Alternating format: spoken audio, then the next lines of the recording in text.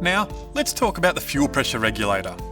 The job of the fuel pressure regulator is to maintain a constant fuel flow across the injectors under all operating conditions. To do this, the fuel pressure regulator is typically referenced to the manifold pressure. This is the vacuum hose that you'd find on the top of the regulator going back to the inlet manifold.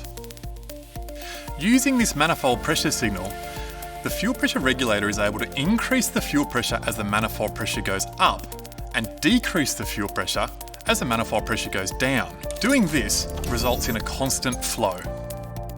For example, if we have 45 pounds of fuel pressure supplied to the top of our fuel injector and we open the injector for a specific amount of time, we can determine how much fuel passes through the injector.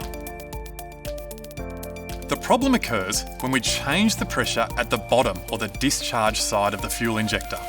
If I had 45 pounds on the top of the injector and then I put a vacuum cleaner on the bottom, that would allow more fuel to pass through the injector.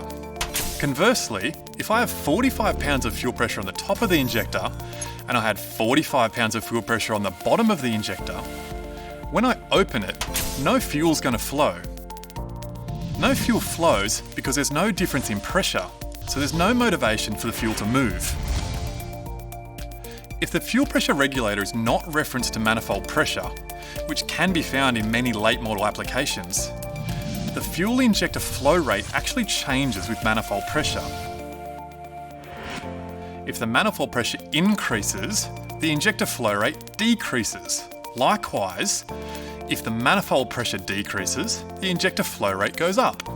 Because of this change in pressure, we need a calibration table to determine the injector flow rate versus the intake manifold pressure.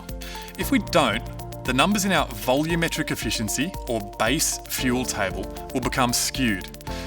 As the fuel injector flow rate gets smaller and smaller, we'll have to use a larger and larger number in the base fuel table in order to achieve the correct amount of fuel flow. The opposite happens when the fuel injector flow rate goes up. That means that we'll be supplying more fuel than we require, so the numbers in our table will have to get correspondingly smaller. In this way, the volumetric efficiency table becomes skewed and no longer represents just the airflow of the engine. It would be representing the engine airflow and the change in injector flow rate. Referencing our fuel pressure regulator to the manifold pressure eliminates this problem and makes tuning the engine so much easier.